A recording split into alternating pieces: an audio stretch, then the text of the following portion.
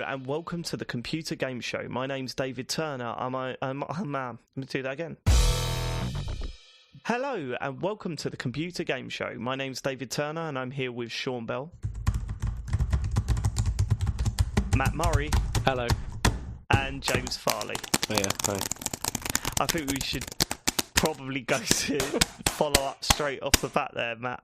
Yeah, Gavlar tweeted in, Gavlar2505. See, the person that spent the entire podcast of the Computer Game Show battering the keyboard, there's a special place in hell for you.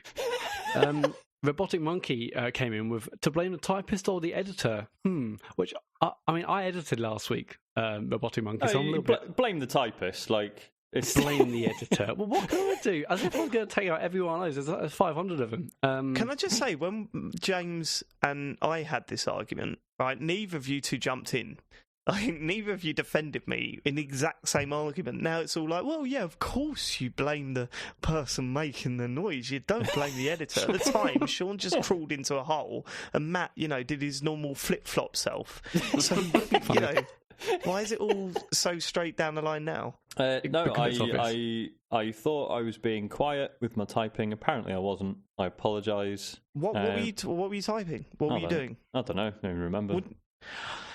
Now we've spoken about this, haven't we, Sean? You should probably, pay attention on the show rather than the typing. I don't know what you're doing. Listen, right, if the problem is with my incredibly high level of banter I bring to the show, then we can discuss that. We can reset for that discussion. But based on this moment here, Sean, it's not a high level of banter. So where are we going with this? I feel like there's no evidence that the typing is actually disrupting my ability to co-host an excellent podcast. It was disrupting the listeners' ability to hear the show, though. Well, that's there. See, I'll tell you what also annoyed me was the fact that everyone assumed it was me. That was brilliant. What was the result of the poll, Matt? Can you check that while we continue for a bit? Well, we had 92 replies to the poll. The poll being, someone could clearly be heard typing during this week's show, and for that we can only apologise, but who do you think was to blame? Now, we had 92 replies. Fourth to first. Yeah, 92 replies. 11% was for David. David was fourth. They know I'm a professional. Yeah, they also know that you can barely type as well. So. Yeah, it would be a lot slower. It's a good point. Third place with 14% was me. Again, there's literally no Ev for that, but whatever. The next two, Sean and James, were neck and neck for a long time, and then Peel eventually twigs. But in third place with 34% was James. Oh, now, really? The first few tweets were like, heard typing. I can't wait to see what James's excuse was, or is going to be. Sorry. And then 41% was Sean. So Sean, listeners correctly decoded and worked out it was Sean. That's funny because I last time I looked, James was way out in front. I was. I mean, at one point I had something at one point, I had 46% of the vote or something. It's ridiculous. I really think James saw that. He knew the poll was counting. It's like a 3-day poll. It was counting down. He just got everyone in his family banging email, please vote for Sean. I can't lose this again. I was looking at James pulling out in front. And I was like, I might go out and do a murder. Because everyone will just blame James. It's fine. Here's a question. What are you doing on your computer that you can't do on your phone? It's just easier on the computer, isn't it? Just use your phone. Then no one hears anything, do they? No. I genuinely, I thought I was being soft with my little baby fingers, and that it wasn't going to be. How could you possibly think you were being quiet? Like, honestly, fuck me. It was ridiculous. How could you possibly be sitting in a room with that typewriter and think, oh yeah, I'm keeping discreet?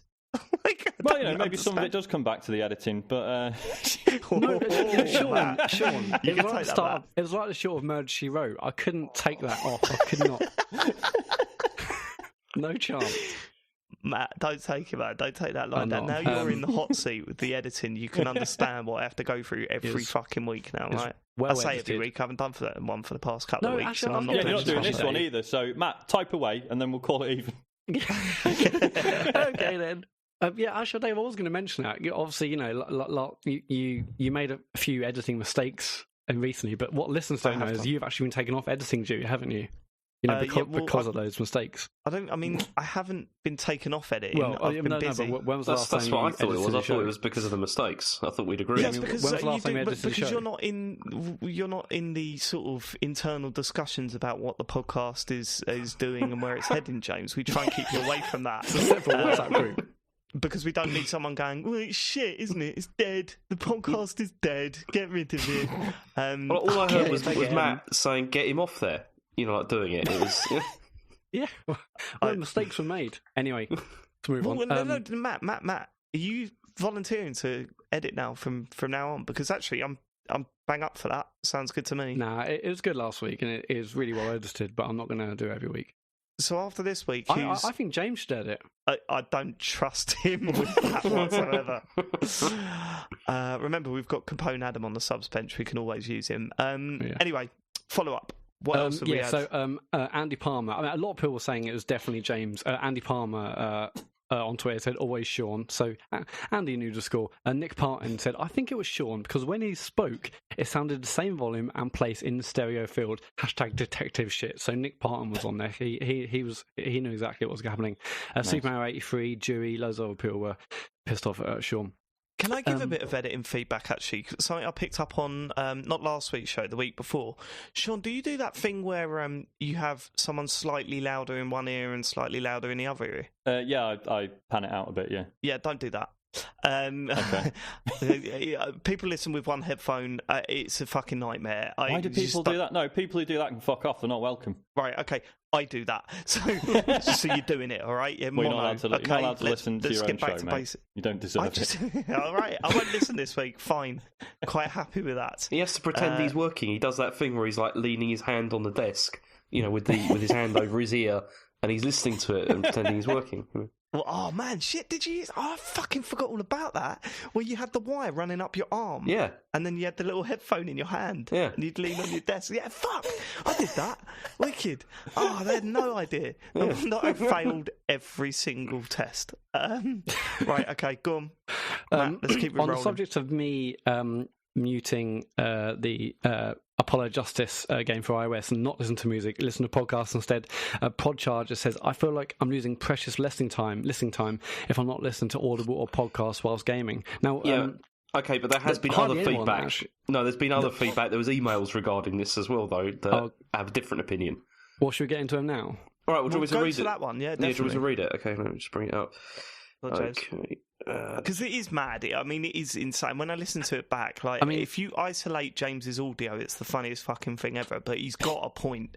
That is an insane way to play a computer. I must say, that's the only game I've ever done it. And actually, I thought it was really cool. And I thought loads of people did. And I always thought, how can you play a game with no sound? But for this, it's just text, isn't it? So it's fine. No. Anyway, what's the feedback? Okay, let's just not get into this again because it's really annoying me again. But anyway, okay. So this is the email. It says, first off, I just want to say I agree with James on Matt's shocking behaviour. Not only is the music in Ace Attorney games some of the very best around and a huge part of the enjoyment, but I don't see how he can read a text-heavy game and pay attention to a podcast at the same time. Surely one or the other must be getting insufficient attention. That was probably the podcast. The podcast is typically in the background. May I ask a question, Matt? Are you still playing the game? No, of course not. See, there you go. Oh, I knew that would happen. Oh. What, are you saying if I listen to music, I'll still be playing the game? You might be, because you might have been bothered to immerse yourself into the actual, into the game, rather than just be just give it a go, I love the way James said immerse then. He sounded like Stewie from Family Guy. You might immerse yourself. Yeah, Matt, that is, what next? What podcast do you listen to when you listen to podcasts? That's what I want to know. Any do you listen to two at once? Yeah, when I listen to a computer game show, I listen to Interface. Don't do that. Jesus. Ooh. We need to do a Death Stranding trailer thing where they synchronize if you listen to them at the same time. Yeah. Oh God. Right. Okay. Yeah. What else we got? Steve Shaw 83 says, "Pro tip: use Discord instead of Skype for the voice chat." Yeah, we should have done that. I'd be well up for that. We use it for Midnight Resistance now. It's much better. Oh, really? Is it much more reliable? It's just nicer to use in general. It doesn't give you 2 years worth of people's birthdays every time you open it. Oh God, yeah, I hate all that shit. It's just really nice. Speaking of the noise Farley made, Chris Band tweeted in, the noise Farley makes at 1742 in the new computer pod made me laugh out loud while I was walking the dogs. So it's very good. We need to get the I audio. looked at that and I couldn't find it. Like Because 1742. it wasn't 1742. It was about. It is. I'm assuming it wasn't on my podcast. Okay, well, he told me about it, and I found it. So it was about a minute later when we started talking about. I'm assuming he's talking about when we started chatting about Virginia. And James goes to say something, and I cut him off, and he goes, "Whoa!" yeah, that's the one. Yeah. I don't remember that was like a minute later or Okay, something. whatever it is, just isolate the audio, Sean, and bang it in now. Hold on, do you Or use that thing where it cuts the silence down between, like, there's some options on all podcasts. You used to though, right? Didn't you, Matt? No. Oh, no, on my podcast player, I do, yeah. Yeah. So maybe you guys are using that, and that's why it's coming up early. I don't know. No, I don't understand people Let's doing not, that. let's not fall out about it. No. Sean has just spent 6 hours trying to find the sound, and we put it in here. Anyway, Gavlar, interested to hear on Computer Game Pod that Sean chucked last to us at the same point that he's at. He's just not getting on with it at all. But Gavlar, if you're listening, just get on with it. And Sean, you two. Yeah, Matt, I was going to say. did you I mean, agree don't take me giving up on it at the same point as any kind of vindication. Like everyone else said, it's incredible. So don't listen to me. Did Matt? Did you feel the same way as I did? When, like what I said to Sean about everything up to that bit. I mean, it's not bad. It's just not great, and then it starts taking off after definitely, that. Yeah. I didn't like that whole thing at all because it just felt really fake, and suddenly it's like a boss battle. It just felt really out of place. But it did. I do remember the start being a bit slow, but after that, it kicks on. It's great. Yeah, it flies off that. Bobby Champagne Jr., have any of you nerds played Metal Warriors on the SNES? It's like a 2D Titanfall 2 with local multiplayer. How is this follow up? This just sounds like emails now, Matt. Because it's follow up to Titanfall 2. Anyway, the other bit of follow up is. What this is Matt saying, it's a follow up to the Titanfall 2 discussion that we had last episode and will not be repeated. Therefore, exactly. it's a follow up. So let's just park this bit now. Just get it out of the way. Right. Let's go. Right. The other last free feedback is when people thought that the Computer Game Show Twitter account had been hacked. because so of did David. I also thought it had been hacked, and I started weeing myself because I was like, they're going to take the precious Twitter account. Dave, do you want to explain? Well, so what happened, right? I went out most of last weekend, and I was absolutely shattered. Then I recorded last week's show, which went on till late. So again, just not catching up on my sleep. Then I went. It was my work Christmas party on a Tuesday fucking evening, and I got home at 1. That night, what was it? Wednesday night, I saw people complain about the download speeds, and honestly, we're really sorry about that. There's literally not much we can do about that until we start looking for a new host, and we will be working on that in the new year for sure. And that's what I was trying to say, but I was just, I mean, I can't type for shit at the best of times, but when I've had about 4 hours sleep, like, I was even worse. And I read back on what was going on, like I read back my tweets, and I was like, what? None of this makes sense. And I noticed that Sean had said, Matt, what are you doing, mate? Are you drunk? And I just thought, brilliant, Sean thinks it's Matt. So then I tweeted from my own account, Matt, come on, sort it out. And then I deleted the tweets. And then I fell asleep and woke up an hour later to see you having a meltdown in the WhatsApp group. I'm going to change the password. We've been hacked. Because I was reading that and I was like, but Matt, that doesn't make any sense. Like, I was like, is Matt losing his mind? Like, is this like he's made some subpar tweets and now he's blaming a hacker for it? Yeah, because I had some. I'll tell him. I had some DMs from Sean going, right? Can we just agree that Matt is lying about us being hacked? I thought you had thought. I really thought that you, assumed I was lying just because there were some random tweets. And I thought, Hound, have I scheduled something? What's gone wrong? It read like a tweet was sent before, and I was like, was there something in my drafts that I'd sent accidentally? Yeah, but I knew you wouldn't have as well, because I know like it's your whole deal, and I knew you wouldn't have written them, but also like to me it was like, well, what other explanation was there? Like, it was Dave. And then fucking Dave's like, oh yeah, sorry, I've been asleep. Tired tweeting. Sorry Never about do that it again. Anyway, I that was won't, but feedback. while we're talking about Titanfall, No, should we just get this no, out of the way? Just get a quick 2 minutes of Titanfall chat out Hang of the way. on. Before that, just if you want to send us feedback or any follow-up from this show or any other shows, tweet us at ComputerGamePod or email thecomputergameshow@gmail.com. Does that mean I don't have to say that again later? No, of course you have to say it later when you're reading the emails. Come on. You have to keep plugging it. Sean, those games we had on Titanfall on Saturday were fucking superb. And Yeah, mate. after having a complete freak out since the update that maybe they'd kind of ruined it a bit because I couldn't do all that, all of a sudden I was just absolutely smashing it again. I'm fucking loving every second of it. That game, Sean, that game. Right, okay, that's all I needed to say, unless you wanted to add anything, Sean. Just everything you said, basically. No, I mean, it's different for me because I don't use cloak, so I wasn't really. I mean, they've nerfed my favourite gun, but that just means I'm trying others out and having fun doing that. Also, it was double XP weekend, and it turns out I fucking love that. Like, yeah, you feel like you should be above, like, oh, yeah, but it's numbers in it. Who gives a shit? And then end of every match, you're like, fucking look at them bars go up, fucking hell. Yeah, I know, you said to me, Dave, I've leveled up 7 times tonight, mate. Some sort of crack addict. Right, anyway. I've got one other bit of follow-up. A genuine bit of follow-up. I think Alan said that one thing we didn't talk about on the Game Awards is we didn't actually mention the new Zelda footage. Oh, yeah. We totally missed that. I didn't see any of it, that's why. Zelda looks good. It does look good, does it? Does look very, very good. Looking forward to it. We have a very special show for you next week. It's not a normal computer game show. We have our Game of the Year show, and we've all decided that we're not doing our own Game of the Years. We're going to decide together as a podcast, what is our Game of the Year? And, there's only one way of doing that, and that's to take the best games of this year and face them off against each other, see which ones are the best, vote on them. So here's how it's going to work, right? Right now, on this show, we're going to have a Game of the Year draft. We've got to come up with 16 titles between the 4 of us, and next week, we take the 16 titles, put them in pairs, face them off against each other. The first round, we'll probably be talking about each game as they come round, like what we liked about them, what works, blah, blah, blah, blah, blah. Then there will be a round of voting. If it's, whatever the score is, because I've thought about this some more, I haven't told you boys about this.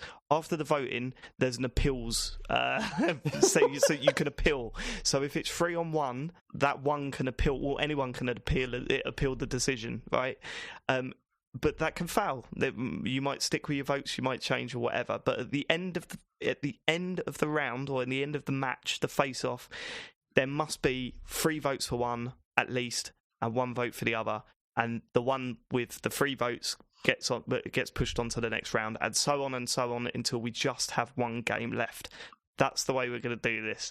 But right now, we need to pick the games. So I thought we'd do a classic drafting thing. We've all got a few games in front of us that we want on that list of 16, and I think I'm going to give James the honour of mentioning his first game. James. Okay, well, the first game I'm going for is Doom. Yep. Doom's on there. We don't have to go into it. We could just list the games. Matt? Inside, okay. Sean? The Witness. Oh, good God. Fuck, okay, The Witness. Fine. Ooh, I expect quite an early exit from the tournament for The Witness, but there you go. Tickety Boo Tights is my choice there. Titanfall 2, obviously. Can't do the 2-year-old version. Right, James? Okay, Paper Mario Colour Splash. Ooh, another early that exit. was one of mine. Okay, Splash. Okay, Matt, 6. Res Infinite. Oh, that was on my list. Mine. Yeah. That is a good one. See, I wanted to put that on my list, but I knew. 7. Yeah. Sean. Monster Hunter Generations. Oh, wow. You know when on the X Factor someone gets the over 30s? Yeah. That's Sean's group. Look, mate, look, what's the point in me being here if I'm not going to pick shit like that? Right. I'm going with, for number 8, Trackmania Turbo. Oh, that was on my list. Nice. That's on there. 9, James. Watch Dogs 2. Okay. And Matt, we're going for number 10 now, mate. Uncharted 4. Uncharted 4. And what's your name, Sean? Hitman. Hitman. Okay, all right. So the next one that I've got on my list that hasn't been mentioned is Far Cry Primal. Deep cut. It is a deep cut, and I've not got much hope for it, but it deserves it because it was fucking fantastic. James Farley. Yeah, James Farley, number 13. James I'm a bit torn Audio podcast. No. I'm a bit torn to go with which one to go for. What's the total number? How many are we drawing? 16. So this is our last pick each. Okay, I'm going to go for Virginia. Fucking hell! Oh, I forgot that one. Sutton United in the third round. Go on. 14, Matt. Oh, got a lot here. 14. I'm going to go for... Oh, fuck. That's not a game. No, it was. It is on Mac. It's an indie title. Oh, bollocks. Okay, I'm going to go Batman VR. Oh, fuck off. How to get That's one a VR game. title? A what? Go on, 15. Hyperlight Drifter. Oh, yeah, I knew you'd go to that. Wow, you have gone for a weak group. Right, okay. Or Hyperlight Drifter, as I've written down because I can't type. Can I change Okay, one of mine? Yeah, Well, no. Is this a point where we review our groups and then we make last-minute changes? Yeah, it probably is. That sounds like something we're doing X Factor. I guess we could do that. Right, let's start with James's. I know what's going going to happen. He's going to He's gonna. Whoa! I've still got another vote. Oh, and mine's going to be Battlefield 1. Okay. So that's my last shout. Okay, fine. So what, Matt? Who are you thinking about switching out? Well, I think let's just go around the groups and then each one of us can potentially switch one if we want. Go around the it's like that groups? chairs challenge on X Factor. Well, look, here's the games that we've got, right? Number 1 is Doom. Shall I be writing this down? I'm writing it down. Oh, good. 1 is Doom. What, you think I just remembered this? 1 is Doom, 2 is Inside, 3 is The Witness, 4 is Titanfall 2, 5 is Paper Mario Color Splash, 6 is Res Infinite, 7 is Monster Hunter Generations, 8 Trackmania Turbo, 9 Watch Dogs 2, 10 Uncharted 4, 11 Hitman, 12 Far Cry Primal, 13 Virginia, 14 Batman VR, 15 Hyperlight Drifter, 16 Battlefield 1. So I'm guessing you were torn because you were thinking about putting Dishonored 2 on there, James. I was. It was either that or Virginia, but I thought I'd go with Virginia because it's something a bit different. Wow. I mean, that is fucking... I know what you're going to do. You're going to put it up against Titanfall 2, aren't you? No, what I'm hoping to do is get hold of a one of those, those home bingo kits, and draw them out of a hat, like on the FA Cup third round draw or whatever. So go, number 1. Oh, that's Trackmania Turbo. We'll do all that sort of shit. Fingers crossed. Okay. Well, can I switch one of mine? Well, what do you want to switch? I want to switch Batman. Good. Well, then you can definitely switch it. Yeah, sure. Why? Well, I want to switch it with Pez. Oh, that's a good shout. That nearly went on my list, actually. I think all of us can have one switch. I don't want to switch, I don't think. Well, I think no, we'll you have can have a switch. The only one that I've got down on my list that didn't make it was Forza Horizon 3. But having played many, many hours of that game, I think I'm kind of happy to say that I preferred 2, which I think is a controversial opinion. I don't know. It's just the progression through 3 is just nowhere near as good as 2. But the setting's better. But I'd rather have the sort of the way that 2 set up.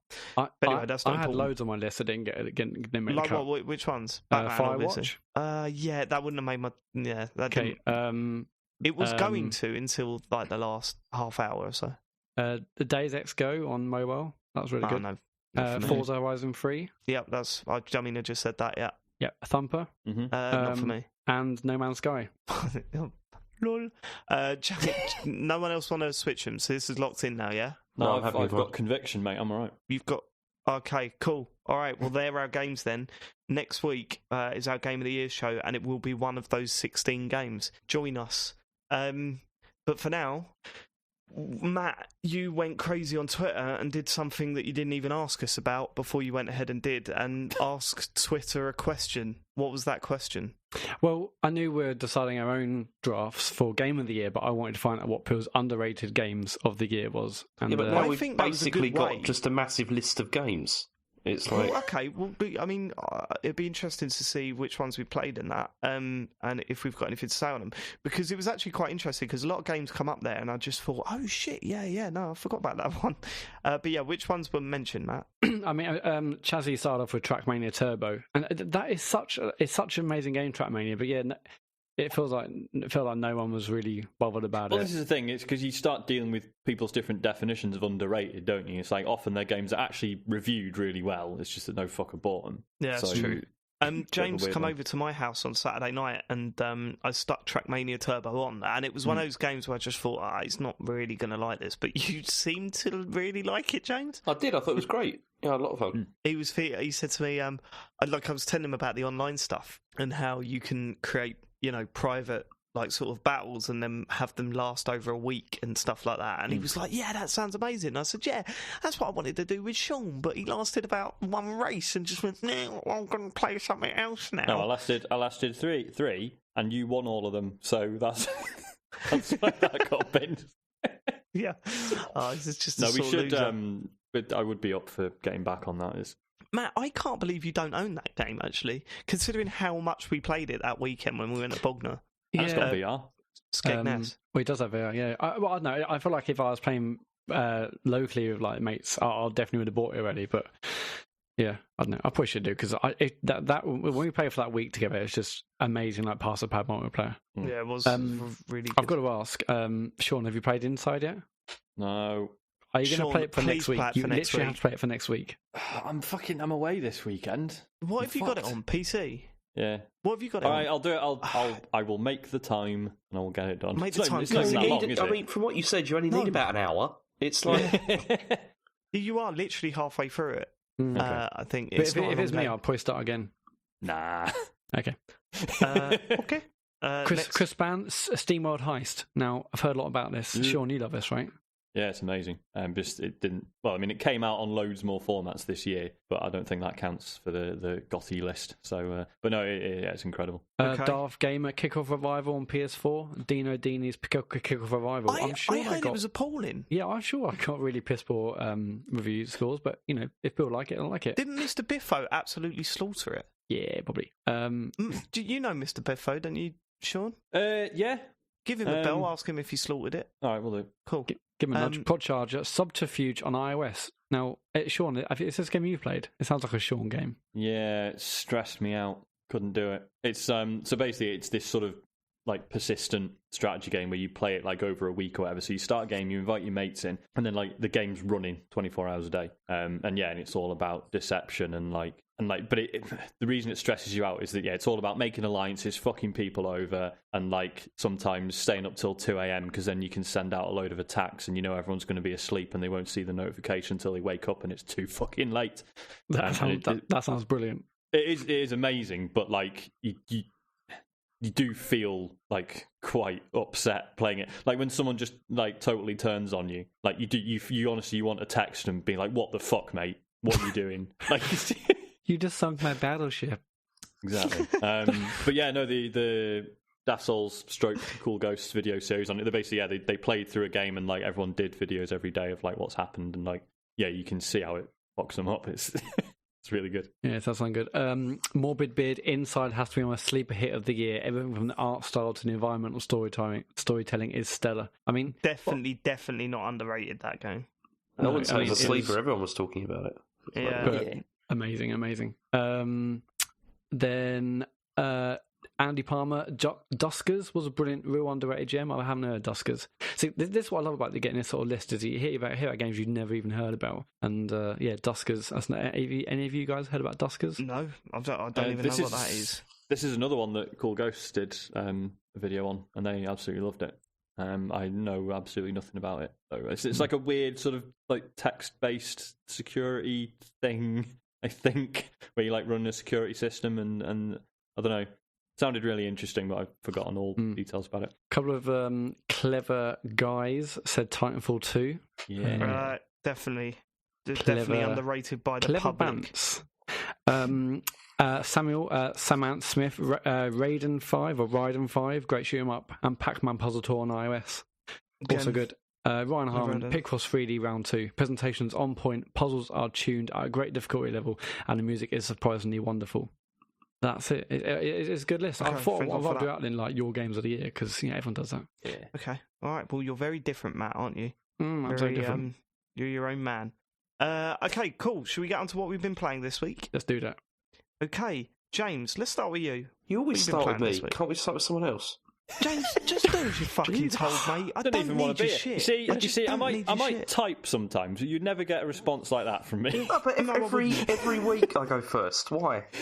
Dave, you always talk to me on the pod. Why? Every Monday. Why do you talk to me? Jesus. James, what you been fucking playing, you prick? All right, I've been playing Watch Dogs 2 because I finished it this week. Yeah, and go on. it gets better and better. I mean, it's a really, really amazing game. I really enjoyed it. I mean, the thing is that the tone in it is a lot lighter than the first game, but what's really good is it still has that whole sort of real world sort of, what's going on in the real world sort of concern about the game, which I liked a lot.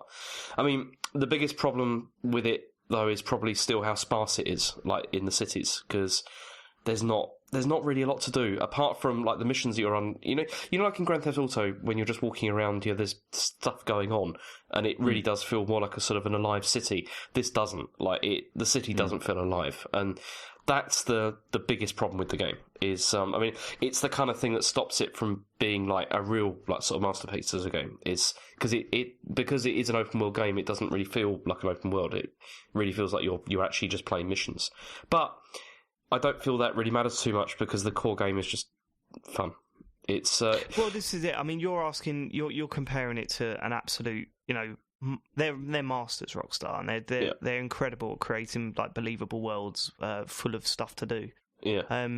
And that is not something. I mean, that's clearly not something that's easily done. So yeah, you can let it get away with it a bit, I guess. I mean, it's a bit. I mean, you can tell that this has been designed by.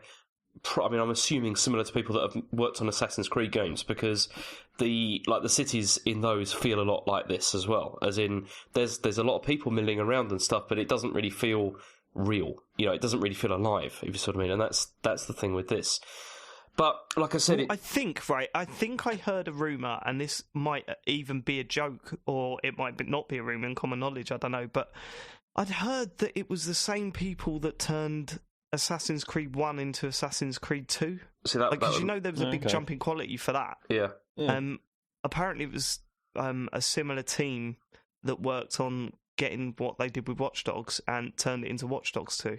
And if that's the case, that's a pretty talented team, isn't it?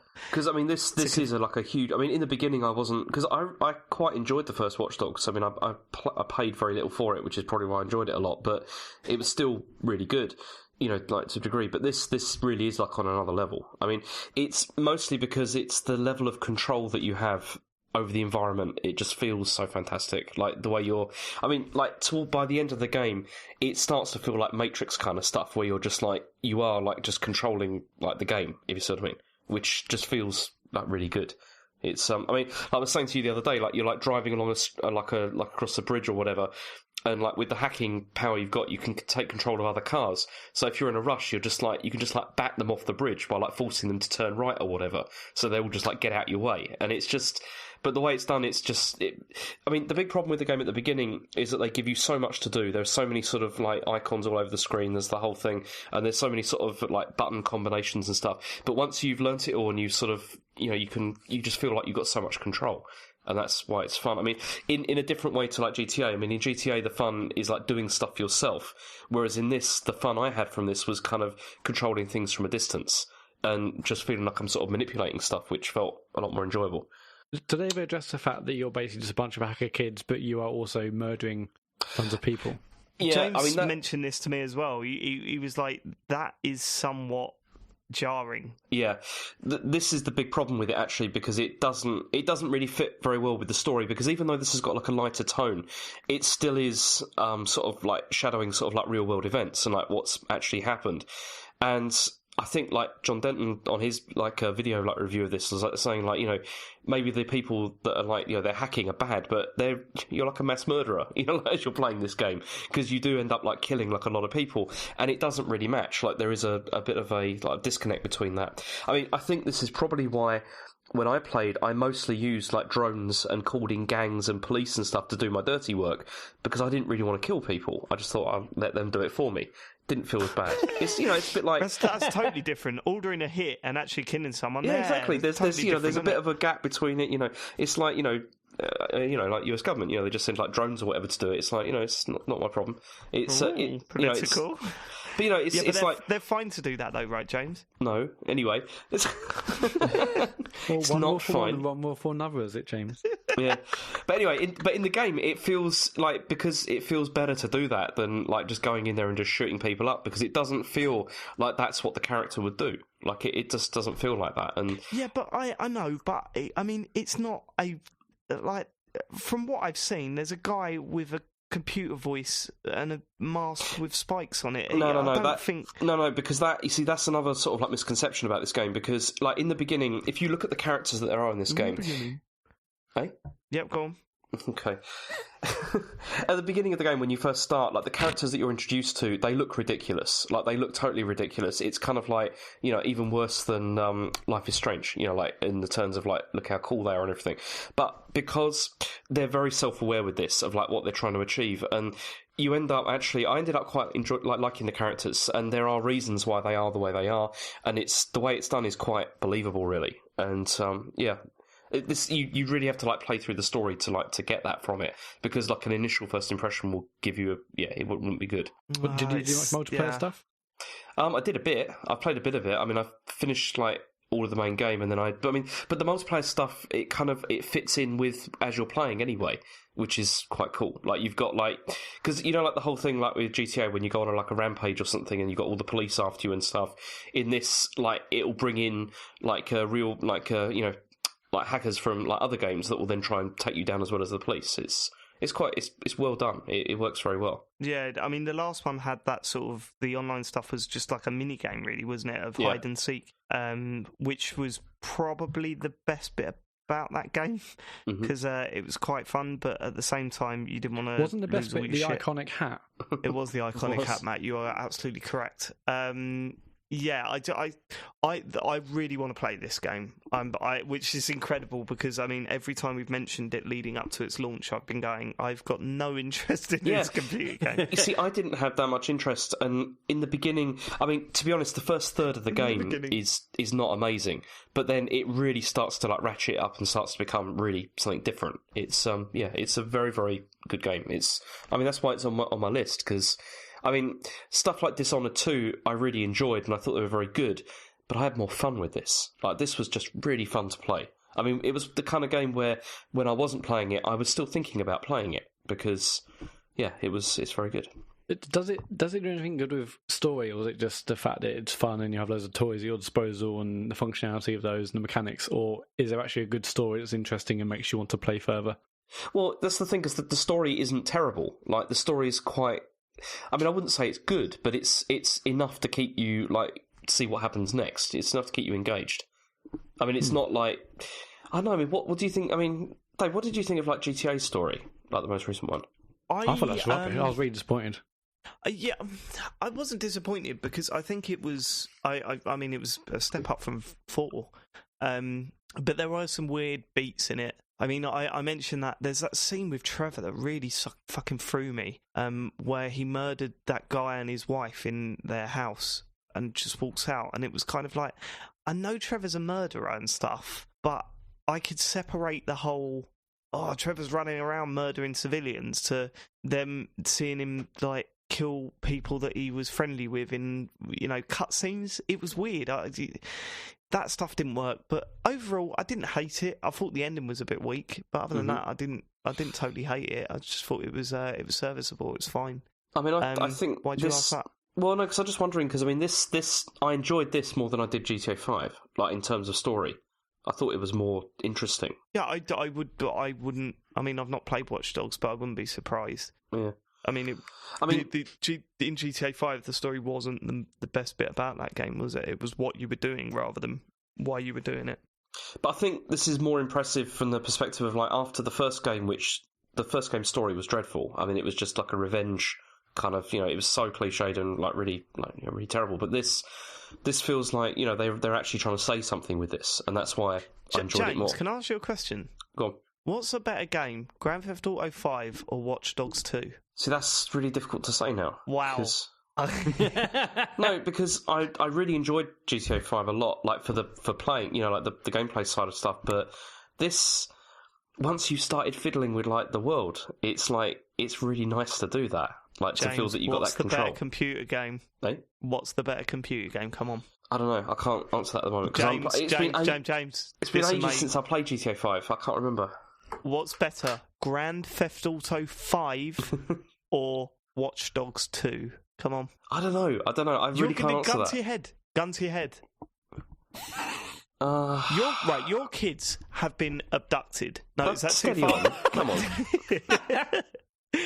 James, come on. Gun to your head. Sophie's choice. GTA 5, probably. Oh, he didn't mean it. Absolutely bottled it. He totally bottled it. Absolutely bottled it.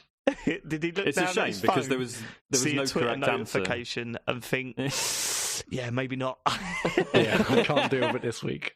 But it is very good. Sean, it is very good. It's totally worth playing. Do you think they can add to it with any DLC or?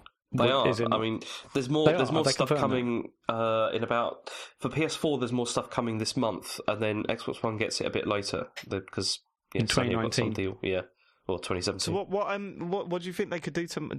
Is it set up for a third? Yeah. I mean, you could definitely continue where things sort of left off, but I'd rather they didn't. I'd rather they went somewhere else. I mean, probably going to another city or something like that obviously would be the thing to do. I mean, that's the other thing. I mean, I found, because it's set in San Francisco and it was a lot more of an interesting place, I thought, than Chicago. Like the geography was more interesting. They should do Watch Dogs London, shouldn't they? I mean, people have been wanting Grand Theft Auto to go back to London. It would be good to see Watch Dogs try that. They could. I mean, especially because it's one of the cities with like the most surveillance in the world. It'd be quite an interesting place to go. James loves this shit. What's the link to the first game? I know like the main character is actually in this game as well, but is there any link at all? He is, but he's only in there in like a side mission, like very briefly. Like you just see him like briefly in a side mission, and that's it. There isn't really much link to the first game aside because you're like you're part of like a hacker cell, but it's the one in San Francisco, which is like affiliated, I think, with the one that's in Chicago. But you don't really. There's not really a huge link between it. It's really them forging their own path of what they're trying to do. Right. Nice. Okay. But it's great. Is that what you've been playing this week? Pretty much. I mean, I played Captain Toad as well, but I haven't really got thoughts to say about that. So never mind. I've got a question about that. Harry has now started pointing out Toad, and we playing Mario 3D World the other day, and we played as all the characters. He just kept making me switch characters out, and I was surprised that he was bothered by Toad. So I was thinking, I need something new to play with him. Would Captain Toad hold his interest for more than 2 seconds? Probably, maybe not.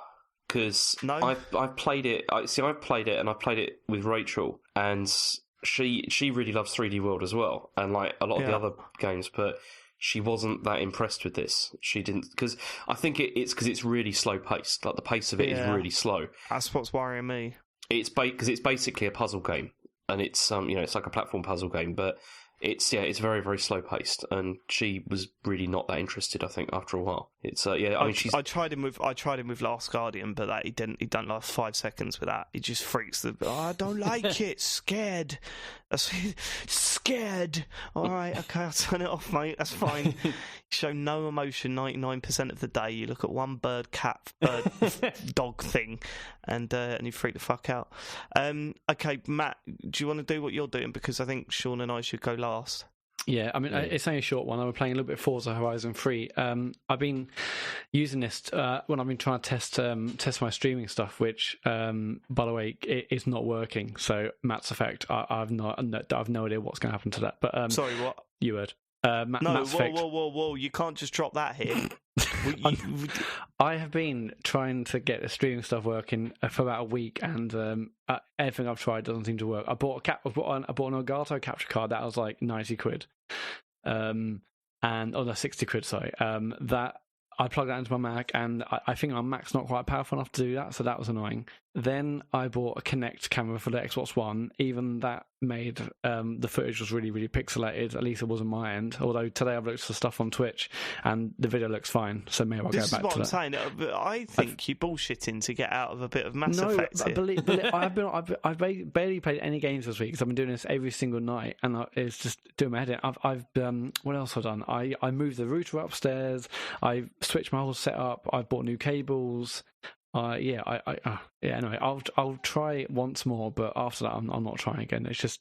But again, you were saying, it was all pixelated and fucked, and I literally watched the video and it was like perfect. Yeah, I've just watched that video too. I don't understand what the problem is. I'll try again, but it was pixelated and fucked on the stream of mine anyway. Whatever, regardless, I've been using Forza Horizon 3 to sort of test the streaming quality, and I guess in doing so, I played a fair bit of Forza Horizon 3.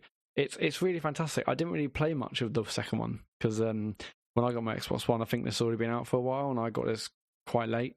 So you guys, Dave and Code, I'd always stopped playing this, but the third one's brilliant. And the more I play it, it's quite a shame not that more people aren't playing this, or at least me and you and other people who own Xbox Ones, Dave, because it's really, really fun, even just on my own in single player. Yeah, how much have you played of it? Because I saw you on that this week as well. I will tell you exactly how much I've played on it, but I've barely touched the online. In fact, I don't think I've been online with it. I just play it offline because it does that thing with the driver tars, which, in my opinion, basically means fuck all other than just putting your friends' names above cars around you. But that's enough. It's quite fun saying like you've got to get Peter Stern and stuff like. Yeah, I like the fact it's got your mates' names on there. It's nice. Yeah, it's ridiculous. I mean, it's ridiculous, but at the same time, there's just something about that sort of that I love, and it keeps me engaged with who I'm racing against for some reason. It's one of those weird ones. Sorry, I'm filibustering because I'm trying to find exactly how many hours I've played of this game. I've played 24 hours, which actually I thought I'd played more, but I played 24 hours of Forza Horizon 3, and that's mainly because Harry is absolutely obsessed with it. Yeah, you have played quite a bit, haven't you? You've put 9 hours into it this week. Have I? Oh God! According to this, I've been doing a lot of testing. Jesus Christ! Every single night. As I said, so I've completed the game. I've completed the main game. But as with all Forza Horizon games, there's plenty to do after you finished it. The problem is the progression through the game, as I said at the start of the show, is just, it's not as defined. And I think the idea was to say, okay, let people just do what they want and they'll progress anyway, which I'm sure some people prefer, but not me. I preferred the way it worked with Forza Horizon 2. It was, you're in this area, you've got to do a load of tasks like races and this, that and the other. Once you've completed the sort of local tournament, you then all drive to the next part of the map and then do the same thing, and it takes you to the various different locations.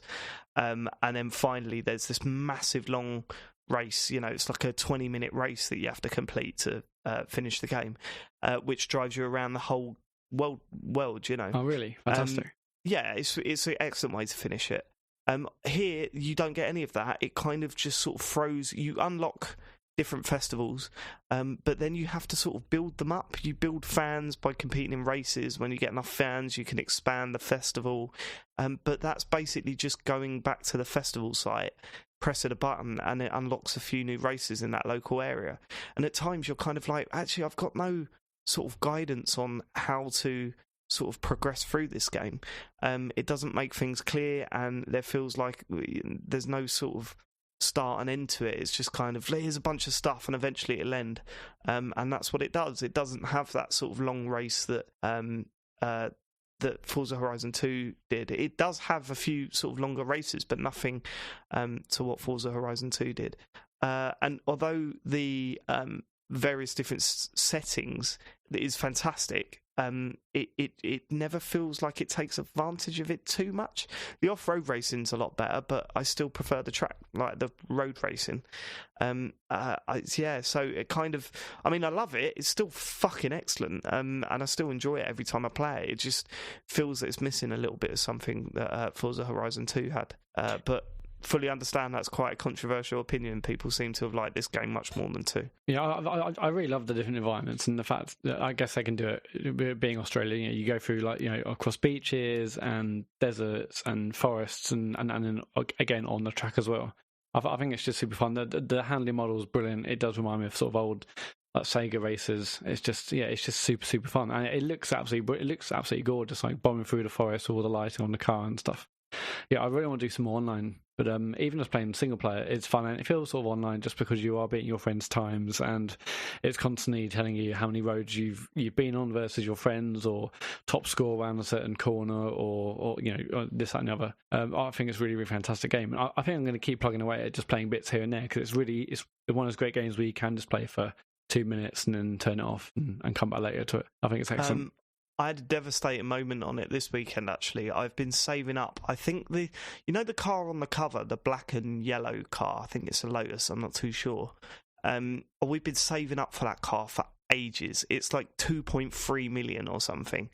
And we've been just saving up credits, and I'm thinking, just please, like, we need to get this car, because, Harry's eyes light up every time the loading screen comes up and all that sort of stuff. And we've been saving, and I had 2.1 million, and I'm thinking, right, a few more races and we can finally buy this car.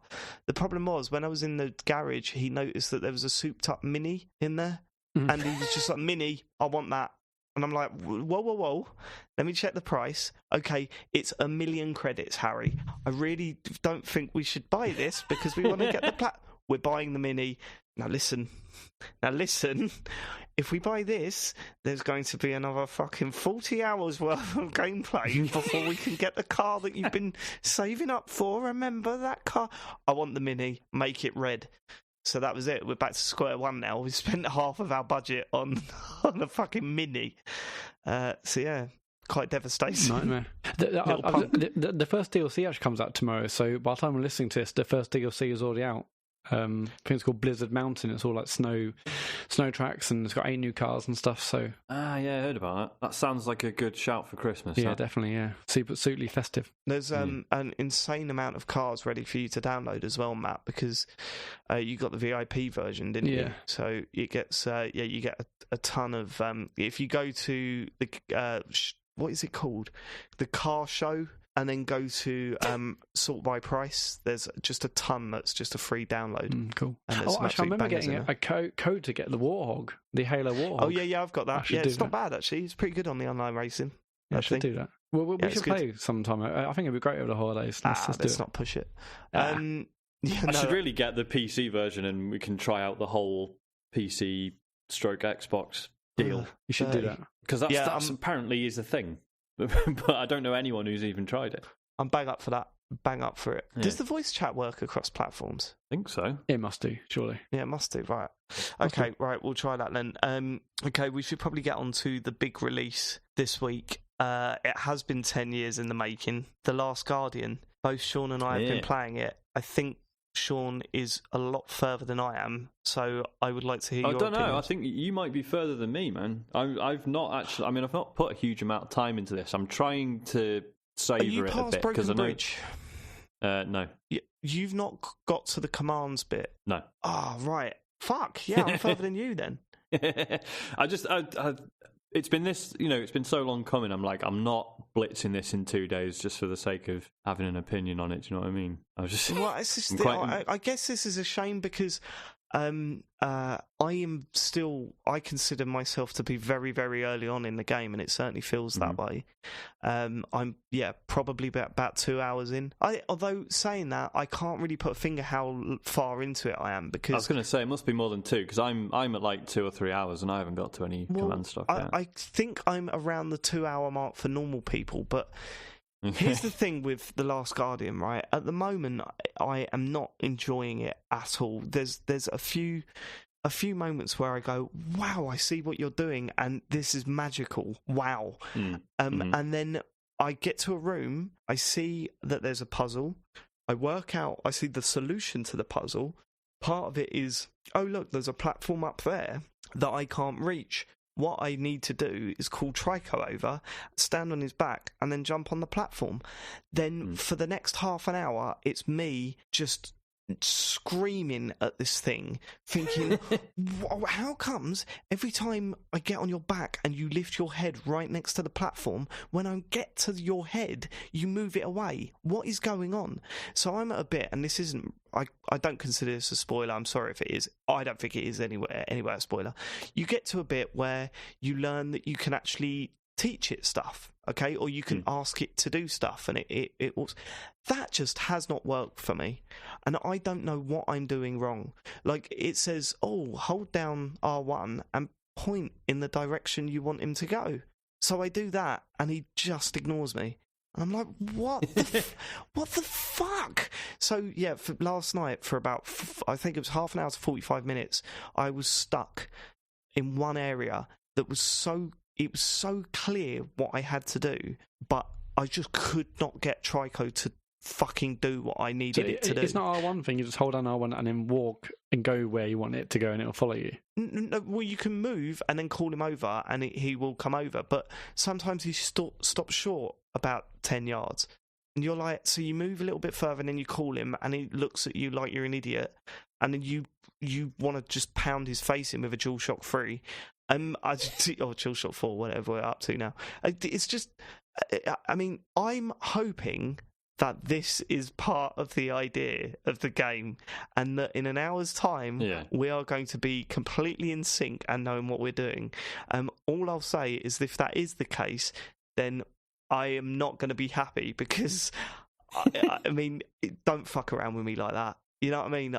I know it's an animal and it shouldn't be doing everything I need it to do on command, but at the same time, don't make me come out in cold sweats, because last night I was getting to the point where I was going to snap the disc. I was getting so frustrated. And I would be like, I'd be trying to tell it this. I genuinely thought that maybe there was a problem. Do you remember this might still be an issue, I'm going to try it. Do you remember when there was a problem with putting Bloodborne into suspended play? Oh yeah. And if you did it like for a day and went back to it and just booted it straight into the game became insanely easy, because a load of the enemies lost their bits of their AI. Yeah, that's right. Yeah, just a really, really weird bug. It genuinely felt to me like that's what was going on with Trico. That because I'd had it in suspended play and got into it, the thing had forgotten bits of it as AI. So every time I was going, go over there, and it was just going, no, go over there, mate. Fucking hell. I said last night, it's Parent Simulator 2016. Like, the amount of times I've done this with Harry, now I'm doing it with a digital bird, cat, dog. Like, from what I've heard other people saying from my own experience, although, like I say, I've not got to like that stuff yet, it does absolutely seem like it's by design and they've done it on purpose. Like, creating a perfect AI that just does what it's told is much easier than one that fucks up constantly. So they've done this on purpose. I don't believe that. But even that being the case, I can see why that wouldn't make it any less annoying. I'm not on that. I'm not on board with you there, Sean. Okay. Why not though? Do you see what I mean though? Like, it's much easier to make something that just does, like, oh, I've been told to do this, I will go and do this. Like, to make something that fucks it up and gets things wrong, or just chooses not to listen to you sometimes, that's you'd have to go out of your way to do that. Right, but in the same vein, doing it without infuriating the player is a better way of doing it, or making it obvious that it's not listening to you and not reacting to you, making it obvious and not just having it stand there. And you're like, mate, come or just do what I fucking need you to do. I just want to get on that fucking platform up there. Again, the other thing I was thinking is that it feels like I'm missing the sort of trick to doing that. Like, maybe I should be either looking directly at something, or maybe I should be not holding down the button, I should be tapping it. You know what I mean? It's like, it's something like that. As I said, it like with Thumper, it kind of makes me think like, there was that time I was like, can I hold X here, or does that punish me from doing that? And then you're trying to work out what you're doing wrong and what you're doing right and stuff. That's what controlling Trico feels like. It kind of feels like I'm doing it wrong and that I'm missing something. And hopefully, God, I hope that clicks on my next playthrough, because I can't have another night like last night. I don't know how I'm going to get through it if I have another night So like apparently it varies depending on how you treat Trico as well. I'm always stroking Okay, it. I've got a question here, because you've just... Yeah. Okay, is it Trico or Trico? Because it's Trico. You said Trico, and he's been saying Trico the whole time. Yeah, no, it's probably Trico. It goes back to Ico, Eco. The thing is that I grew up, when everyone around me called it Ico, and I've never corrected that. And not out of stubbornness, it's just been forced into my brain. I've just automatically I'm not correcting Dave. Sean is almost definitely right. Is what I'm saying. Because it's basically a shit pun, because Eco was the first one. The code name for Shadow of the Colossus was Nico, Ni being 2 in Japanese, and then this is Trico 3. Do you see? I see that. Yeah, but anyway, sorry. Hope that clears that up, James. I'm probably not going to correct myself, so if that's bugging you already, just tune out. I'm not talking to you, James. I'm talking to the listener. You can't tune out. Maybe everyone could tweet in whether it's Ico Eco. Yeah, okay, sorry, Sean, you were saying.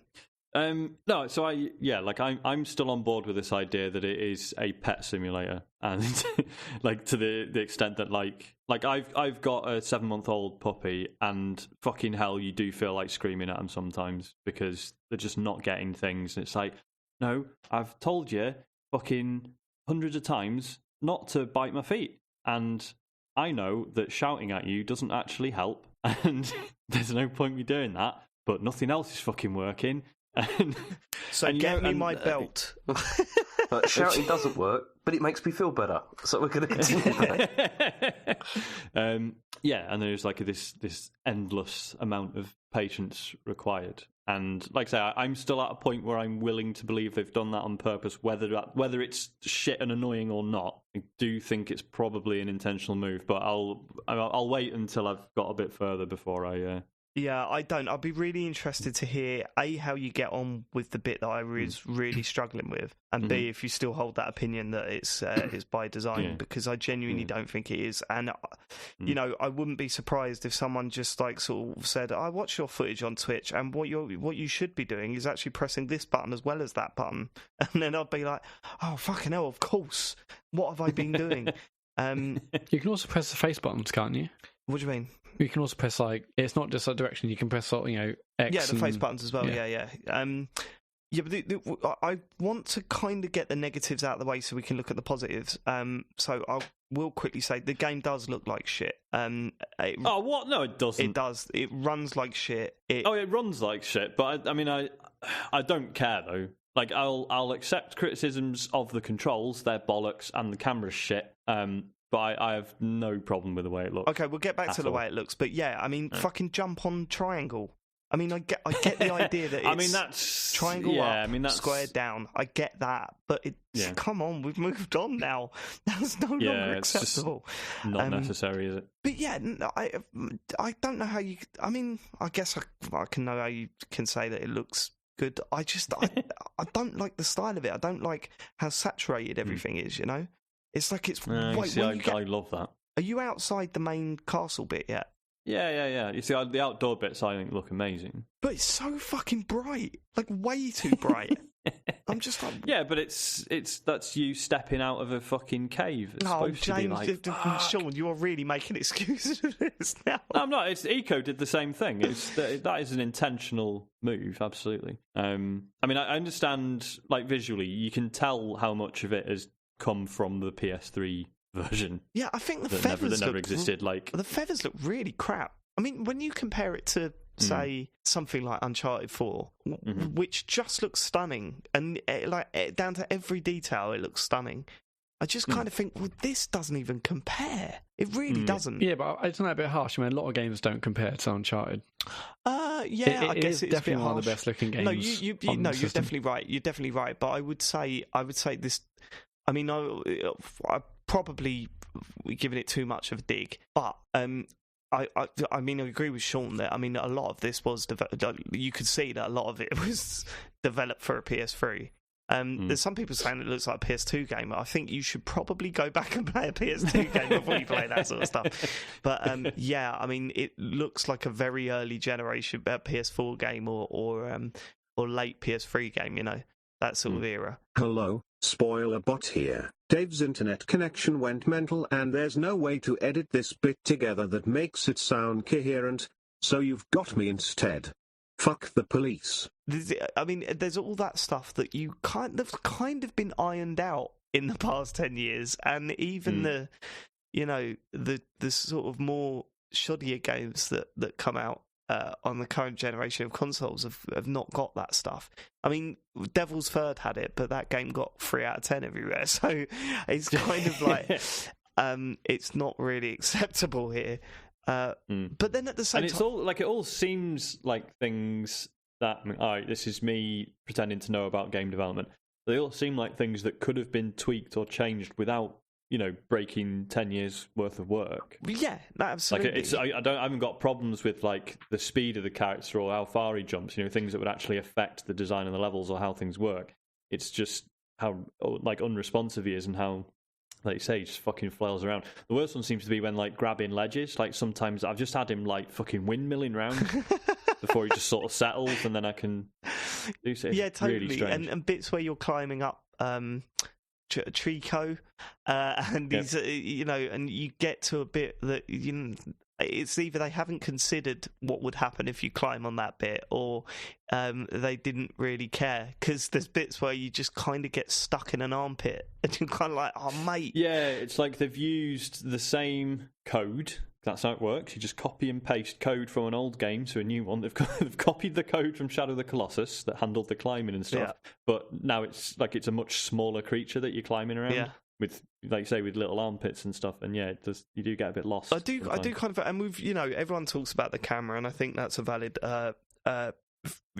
criticism as well. There's also for inverted players, there's also, it does this thing that I haven't seen since the Wheelman, where it's got aim and camera view. You can invert the camera view, but you can't invert the aim view. So when you aim with the shield, you can't invert that. So it's kind of like, oh, for fuck's sake, now I've got to go. It totally fucks in my head. Criticism's out of the way, right? We've done all that shit. See, moments. You're really putting me off, Dave. Like this. I was going to say, like, we are going to get shouted at by the listeners. Well, fair enough, but I don't think we've said anything too shocking. And as I said right up front, I'm very early on in the game, and I will complete this game. I've got no doubt about that. It's I owe it that at least. And I just thought it was probably right to acknowledge the flaws, and then come back to this maybe in the new year, and once we've finished it, and have a proper look at the game overall, because it's totally unfair to judge the game completely on the first few hours. I mean, look at the way that I was talking about Dark Souls in the first few hours. It turned out to be one of my favourite games of all time, and I mean, if you spoke to me in the first few hours I played that game, it was one of the worst. So this does not sum up the game completely, because there are still moments in it that I am really enjoying. When things seem to work, when Trico sort of kind of looks a certain way and you can judge what he's thinking in a weird way, you have sort of that weird connection, and then the whole thing plays out as you thought it would, that's when this game goes, right, this has made me connect with something in a game that I've never felt this way before about. You know what I mean? Like, there's moments where I'm kind of thinking, holy shit, I'm working out a living being, when it's not. It's like just a computer game character. That's clearly what this game is about, and that's what it's trying to drum home. And when it works, it's very fucking powerful. So I'm hoping as I get used to its little ticks and start to get used to the dodgy frame rate and the weird animation stuff, I can totally see me overlooking those flaws and thinking, actually, the main thrust of this game is nailed.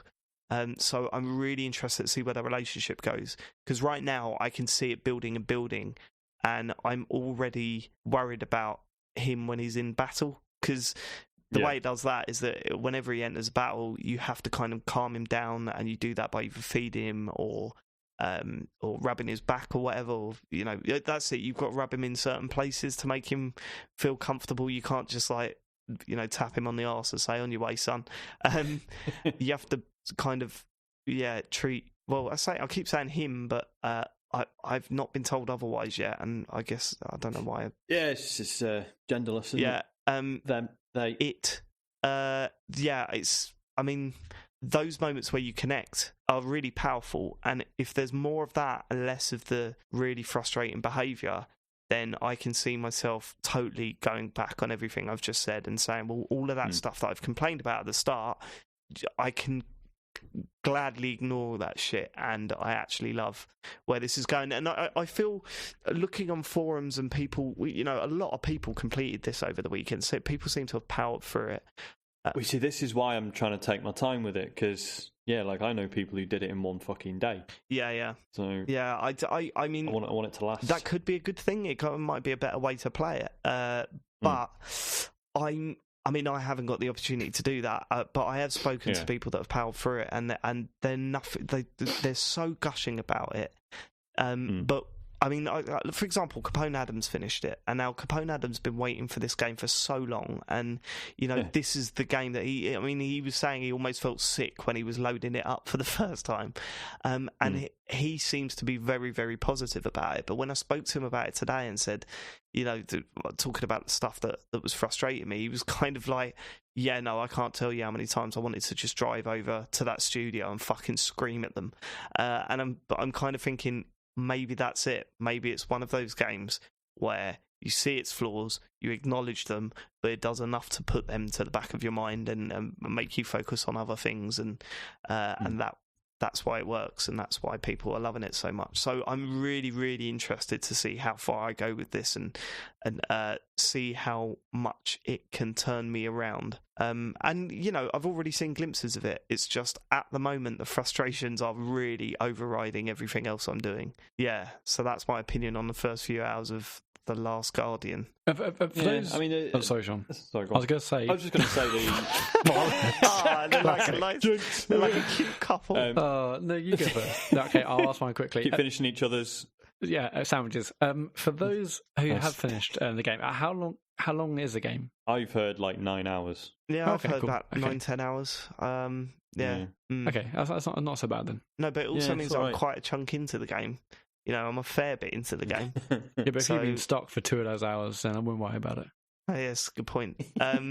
Yeah, so Sean, you were saying? I was going to say that I think the main thing that threatens to ruin my enjoyment of it is just worrying about Trico and worrying about him getting hurt, and because it already fucks me up when you go through a door that he can't fit through, and he's trying to shove his face in it and reach through with his claws. That is adorable when he does that. The first time he did that, I was like, that is too cute. But the problem is that they give you a way of pushing him back out. Have you seen that bit yet? Yeah, to get him out of the way, and you just just punch him in the face. It's like I'm kind of like, whoa, no, I didn't want to do that. And it doesn't help that a lot of people are saying it stuff like that does make a difference. Apparently, if you are nicer to him, he will. He's more likely to pay attention to you later on in the game. So it's bad enough that you're getting visual cues oh no, he's upset or he doesn't like something I've just done. But knowing there might actually be a gameplay system behind it, it's oh no, I didn't know that's that. Rudimentary AI. I'm hurting his feelings. That's gonna fuck me up. I know that food is more important than you initially think. So and now I'm worried about feeding him all the time. But yeah, I didn't need to know that, Sean. It's going to fuck me up now whenever I go back. Because if the microphone is picked up, what you're saying, that motherfucker is going to just dash away. I was going to say, did you find, aside from shouting at him in frustration, do you find that you talk to him a lot when you really don't I do, yeah. I go, you're all right, mate. You know what I mean? When he's been hurt or whatever, I'll just go, you're all right. Yeah, no, it's a bit ridiculous, actually. Have you got to the birdcage bit yet? The glowing birdcage? Yeah, that's fucking interesting, isn't it? What the fuck is going on there, Sean? Okay, don't know. Cool. No, nor do I. And I'm worried that that's going to be forgotten about, never addressed. Because that was, all right. Yeah. So we will. I suppose this is why it hasn't made our Game of the Year list, and I think maybe we should consider December as part of 2017, and maybe this can slip in next year, but we'll see. Well, yeah, because there's Final Fantasy 15, stuff like that. That's well good. Yeah, but it's too I'm 10 hours into an 80-hour game, so no, I don't want to not going to stick it on the list just yet. Yeah, and it was. I mean, I always regretted not giving Rainbow Six Siege my game of the year last year. It was ridiculous that I didn't. But I started reviewing that game like sort of the first week of December, and it was kind of like that. You know, I mean, we've already got to write up our game of the year stuff for Spong, which I think I've missed the deadline of thinking about it now. So I better get on that. Really? Was there already? What was the deadline? I can't remember. It was in the email. Yeah, but I got to get that sorted. It's Titanfall. Spoilers. No surprise. We're okay. It's 19th. 19th. Okay, we got another week. Okay, I'll get that written this week. But yeah, so I can't wait to see where this goes. And I've got every confidence that it will drop my frustrations and start tugging on my heartstrings, and that's all I want this game to do at this point. Yeah, interesting. Also, I had that feeling where this game has been talked about for 10 years, and we've known about it for a long, long time, and we've seen this bird cat thing for ages. I'm kind of happy now that it's out of the way and they can actually work on something else. Are you? Yeah, I mean, I don't know how it's going to work, because so Fumito Ueda, who's been I forget the proper title, but king of all the games that Team Ico have put out. So he's basically left Sony, but he's sort of carried on working on this on like a freelance basis or something. So presumably he's gone for good now. So yeah, I'd be interested to see what happens to Team Ico, like whether they just sort of disband and become part of, you know, Sony's Japan studio or what. I've no idea. Well, what away? Yeah, it'd be what interesting away to see next? Is he still going to do games? No idea. He's I imagine he might be a bit burnt out after all Last Guardian thing. Have you seen it's not sold that well? Yes, I have. I mean, you know, if you believe the headlines, fucking nothing sells. But yeah, what was that, number 7 in the charts? Yeah, what was it? The big headline was that a game that I didn't even know existed until it was released. The what is it? Dead Rising sold more copies than Last Guardian, which is crazy, really, especially considering it's a big PlayStation exclusive, and the other is an Xbox One. Which it's not doing too well. Like this game has been many, many years in the making. We've had Duke Nukem Forever's come out. This has come out. I mean, is it just Half-Life 3 that's left now? Like, what's been in development hell for? I think years? so. Yeah, in terms of shit that people like, things that are definitely being worked on that people have been waiting a long time for. Yeah, I think that's happening. Yeah. Oh yeah. Well, in theory, that's going to be shit though, isn't it? Shenmue's the one. No one's got faith in that project. It's gone very quiet recently, which is always a very bad sign.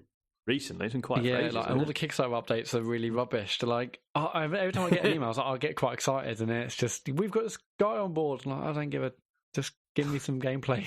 The worst ones are when you get backer updates and they're just like, still working on the rewards. It's like, well, you better work on my disappointing on 2 levels. Like, yeah, disappointing on 2 levels, because it's like, 1, shut up and tell me about the game, and 2, like, you're still working on the rewards. Fucking hell. Yeah, Half-Life 3 is never happening. Yeah. That's happened. That's the saddest thing. Shit. It'll happen. I almost guarantee. 2 Human 2, mate. Come on. That's the one. Yeah, we can do it. Get out. Okay. Have you been playing any? Speaking of slightly rubbish games that I love, I've been playing way too much of Let It Die. Yes. I really like it. Now you can do a good description of the game, unlike last week when I butchered that. Well, the thing is, because it's such a weird game. I feel like I've got a pretty good handle on how it works now, but it's still like, even attempting to explain it is that it's sort of post-apocalyptic, but you're in this tower and everyone thinks that it leads up to the heavens, and you're trying to fight your way up through it. But also, it was like a research institute where a guy was creating super soldiers, and it seems like the implication being that's what your characters are, and it's all like subway themed. Like, there's a lot of trains, and you have like your sort of subway station, which is your like little base, which has his shops in it and stuff. And there's a woman who keeps ranting about mushrooms. The mushroom lady. Mushroom lady, and a guy with a little toothbrush moustache, which is a curious design choice. And a brain in a jar with 2 little fans that keep it floating, and it's called Mingo Head, and that's how you level up your character. Why not? Yeah. And but yeah, you go into these levels, and there's like a weird sort of system where there's there's like a very basic map that shows you sort of the layout of them, and then initially it's like you do this one level and then another one, then another one. You keep going up these escalators, and you find lifts which then basically act as like shortcuts. Like those bits. Yeah, but haven't you got to pay real money to use those things? No. There's one you can pay real money for that gives you access, like free access to any floor. I think. Is that right, it gets you free access to any floor you've been on already. So yeah. Ones you've been to, yeah. But normally like the more floors you're traversing on the lift, the more it costs. So initially it's not really a big deal, but then it's like 500 quid every time you do it or whatever. But yeah, like the combat is like a sort of slightly shitty Dark Souls rip-off, but it's just about good enough, especially like once you get into like your items break a lot, so it's all about like keeping a sort of little economy of items going and like making sure you've always got stuff that you can use, and like switching through items quite a lot. It's grim. It's really grim, but it's got a sense of humor about it. Like if you actually stop and think about what is going on and what you're doing, it's fucking horrific. Like you're a man just running around all these like ruined like subway lines in the nude and eating frogs to survive and punching people. And hold on, I've heard that the whole game took place in an arcade, and you're actually playing an arcade game. Well, yeah, but you're playing the game in the game is about this sort of post-apocalyptic shit. But yeah, like so I was doing that and I was going through the levels and I was quite enjoying myself. And sort of getting a hang of like just sort of dipping into levels, getting some experience points, getting some blueprints for items which you can then sort of mass produce at the shop, which is really useful. And then sort of getting a bit of a foothold. And then when you defeat the first sort of mid boss, it then unlocks the multiplayer stuff, which is not really multiplayer stuff. It's like base invasions. So you know I mentioned like you have your little base with the shops in it and stuff. You can break into other people's and smash up their banks with their money in and stuff. And also you can sorry, it's so weird trying to get your head around explaining all this shit. The game's really bad at explaining it as well, which doesn't help. It just throws everything at you pretty much immediately, and you have to just sort of read about 20 tutorials and then try and piece it together. But you have more than one character. The whole point is you're raising like a stable of them. So you get one character to level 25 in relatively short order, and you go, well, hang on, this is weird. What am I supposed to do next? And then once it introduces the multiplayer stuff, it's like, oh yeah, you need like loads of guys to defend your base, because when someone invades you, you can have set up like your characters to defend it. So then you go, right, shit, so this level 25 guy needs to just go in the bank and then needs to start raising another one and then another one and then another one. And it's all about building up your team to look after your base so that while you're out, if people try and invade you, your guys deal with them. And yeah, but like, and then it's got weird shit like when you invade someone else, there's a chance that instead of killing one of their guys, you'll knock them out, and you can then take them prisoner, and you then take them to your base, and then you reset them, which seems to involve sitting them on a toilet in like bound up in like a yellow PVC bag with all tubes going into them for 48 hours, and it's fucked up. It's messed up. It's really horrible. We sort of touched on this last week. How does it avoid you smashing up stuff people paid real money for? Well, you can only ever, I'm not really sure how the maths work, but like when you're smashing up someone's bank, you're not getting all of their stuff. I think it's only like a percentage, and you can only get, there's 3 currencies. I know, Matt, you mentioned this. So there's like sort of normal money, there's like some blue money that's called like splithium or something. Yeah, splithium, yeah. And then there's death metal, which is your currency that basically that's for like reviving yourself if you die. That I think death metal is the only one you pay money for. Yeah, you buy that pass. I can't remember what it's called. Yeah. So basically, so you can't steal death metal. It's only splithium and the cash. And again, you can't take like all of the players' stuff. It's only like a certain fraction of what they've got. Right, that makes sense. But and then so if you take someone prisoner and like say you've got 48 hours when this reset process happens, if that completes, then you've got a new character, which is obviously like the level of the one that you stole. But if someone invades you and they manage to get into your toilet and smash the jail cell open, they then rescue that character and then it gets sent back to the owner. And it's really smart. Like there's so much to it. Like it feels like, like this is going to sound way over the top. It feels like almost like what a Dark Souls sequel should have been like. I feel like I'm back in that place of like, fuck, I don't understand this and it's really interesting and I'm just enjoying not fully getting it and learning things and picking things up, and like that unfamiliarity is back. You know, like with Dark Souls 2 and 3, it was like, well, this is still hard, but I know the basic gist of it. This feels like in a similar vein, but I don't understand all the systems. Yeah, so it's like you're forced to sort of simulate that playground chat that you used to have with games, you know, where you're going, oh, did you know if this happens and that happens, then you know, exactly. Yeah, I love that shit. And similarly, like, because it has this system of like when you die, so the character you were using then stays there and becomes an enemy, which again I know Matt covered. But then that enemy can appear in other people's games, and then you know, Andy was like texting me like, oh yeah, by the way, watch out in this bit of this level because I fucking died like an idiot. So there's a level 25 guy wandering around trying to kill you, and lo and behold, there he was. Like, that's pretty cool. Found that character and killed him, and it's proper good. Like it is a bit. Obviously, it's a bit low budget. The graphics aren't amazing. The combat, like I say, people are comparing it to Dark Souls, nowhere near as good.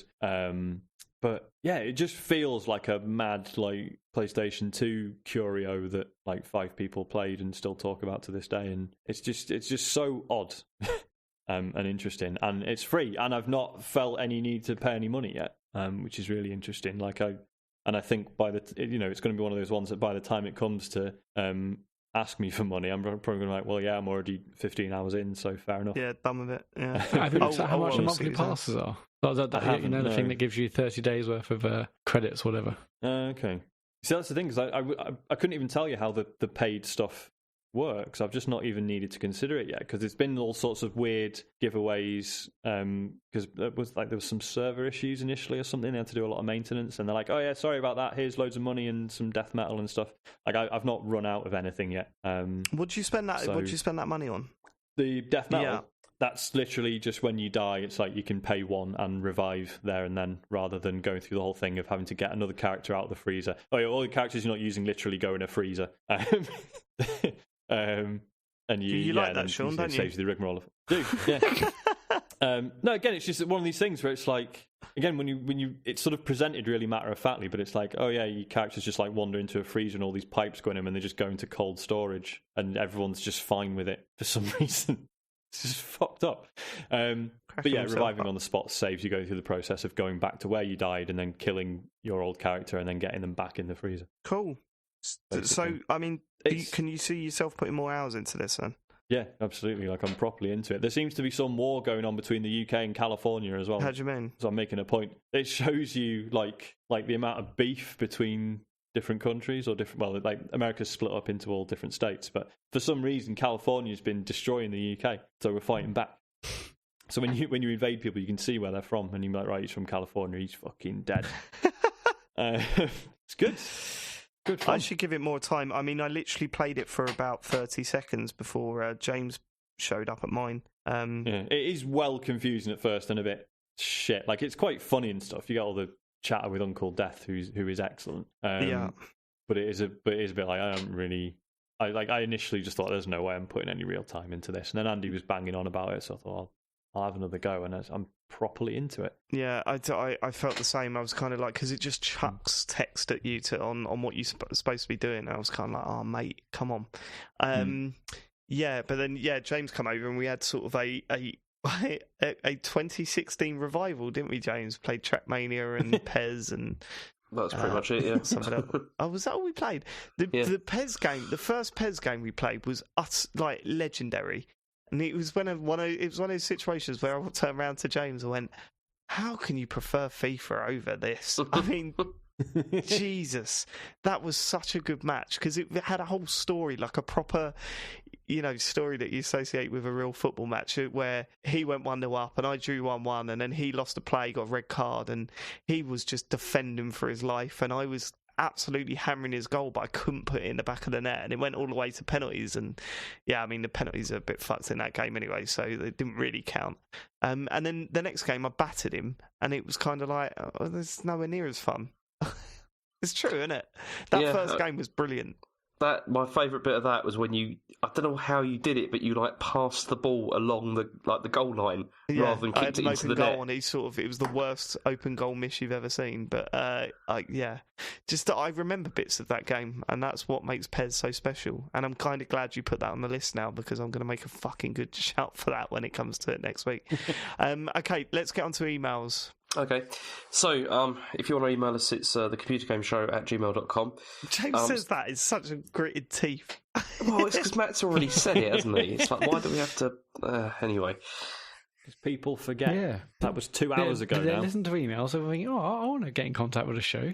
What's the email address? Bam. Look at the show notes. It's not hard. Anyway, following recent comments about the team and general conduct of the hosts of the Computer Game Show, I felt compelled to provide another view from the ground floor, us rank and file listeners that can barely wait for the next episode to asthmatically lurch down the internet to us each week.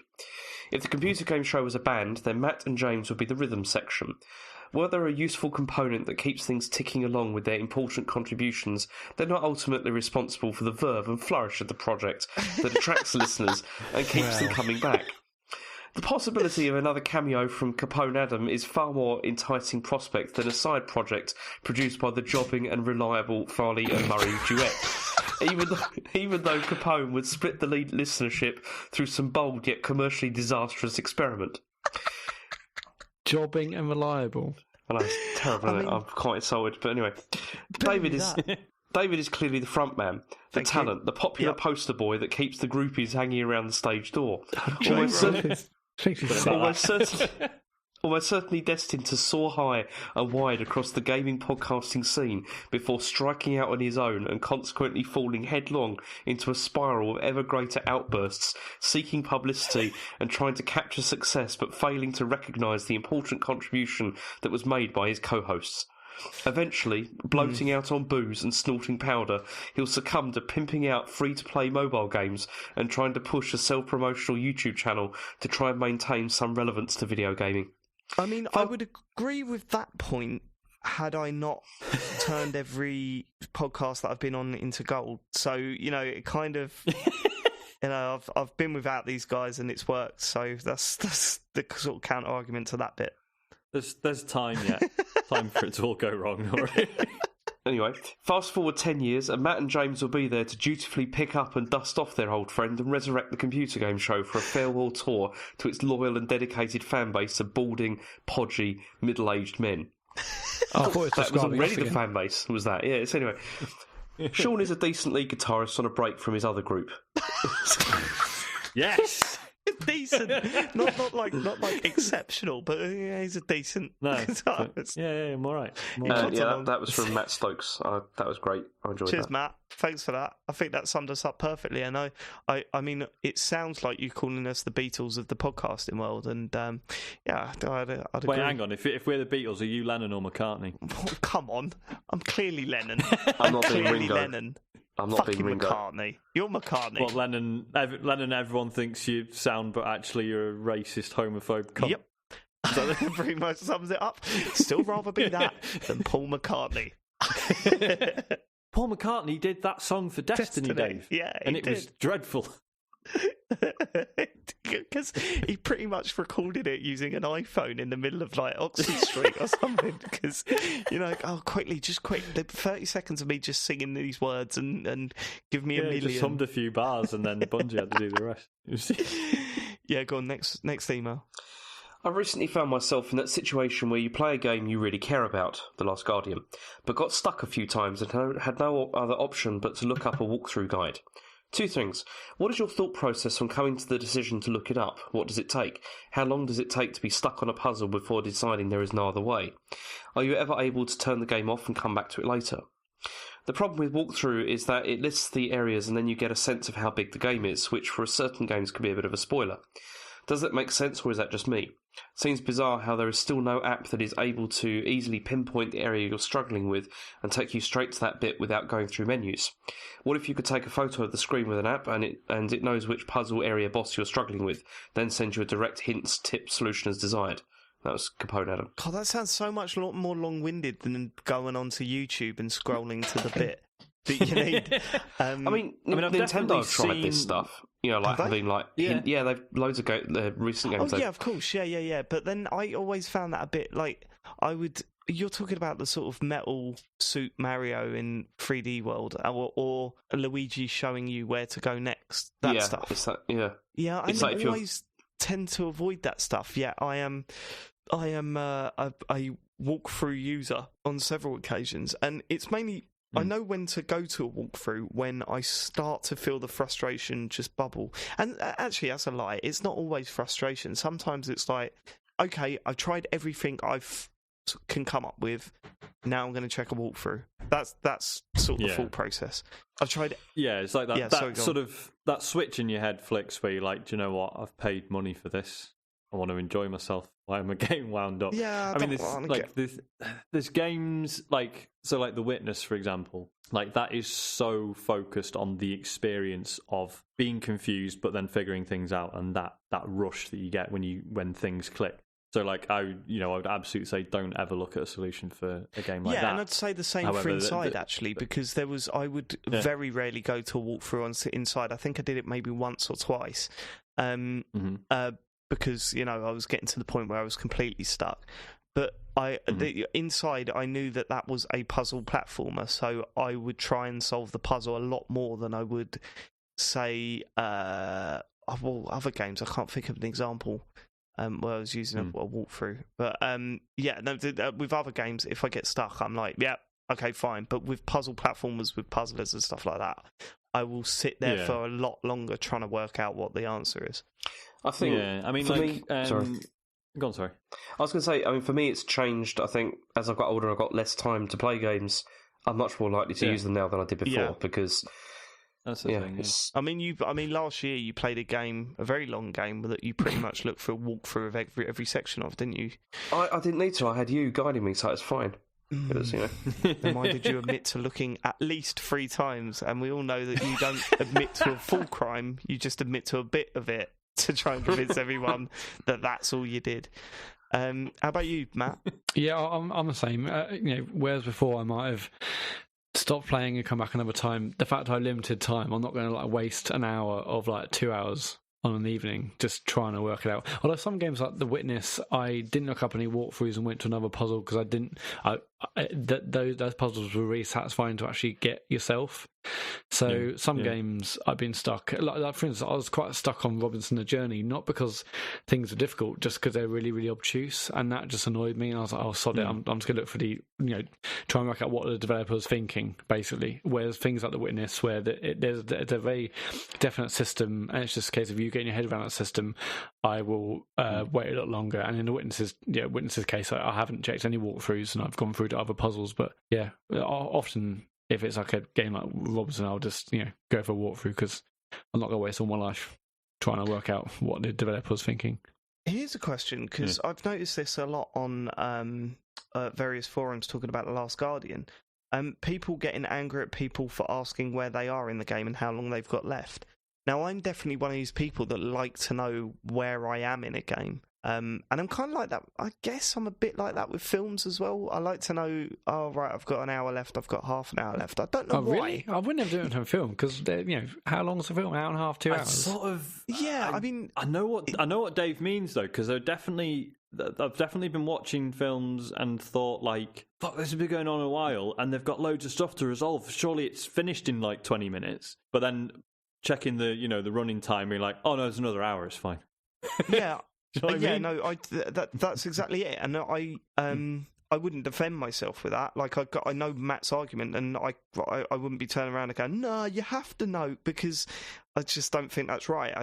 I wish I had it in me not to worry about that sort of stuff, and I guess I don't really worry about it. But there is part of my brain that's kind of like, right, what mission am I on now? How long have I got left to go?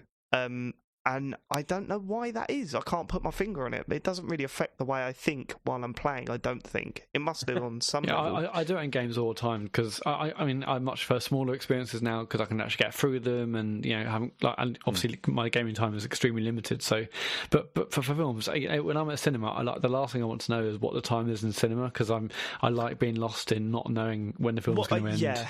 Yeah, I But- mean, with For the regular cinema, film TV. I've got a completely different mindset because my phone goes off and I'm sitting in a dark room and I'm fully focusing on the film. But when I'm home at like just watching a film in the evening or whatever, for some reason I do like to hit pause every now and then just to check to see how long's left on it. Don't you ever do What that it thing in the is. cinema though, where you're watching it and then you're just thinking, now that stuff that happened at the beginning, that feels like it was ages ago, so it must be nearly finished. It's You like know, when you're watching the last few weeks of Apprentice and then they flash back to the first week and you're like, I don't even remember that guy. Exactly. Same with Big Brother. That's the weirdest. When you get to the end of Big Brother and you went, holy fuck, he was in it as well, wasn't he? Yeah, I forgot about him. Yeah, I don't even remember Jin. We'll never forget Jin. It's a solid brand name. Well, it's Jin. better than the piss water. No, but when you're on a night out, like we'd say, can I have a gin and coke? Like, what are you supposed Yeah, to say? I said that exactly. I said exactly that to Joe, like with the branding of that gin. I just said, "Oh yeah, can I have a gin?"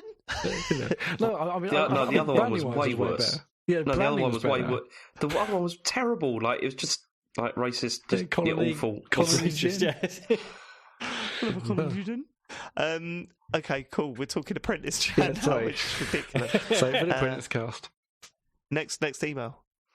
Okay, this is the second part of this is from Luke Summerhays, but he already talked about Apollo Justice, so I'll move on to the next bit. It says, on Twitter you asked for underrated games of the year. Anywhere else I might mention Titanfall 2, but I'm confident you guys will give it the attention it deserves, despite Matt's protestations. Instead, I want to give a little shout out to Pony Island.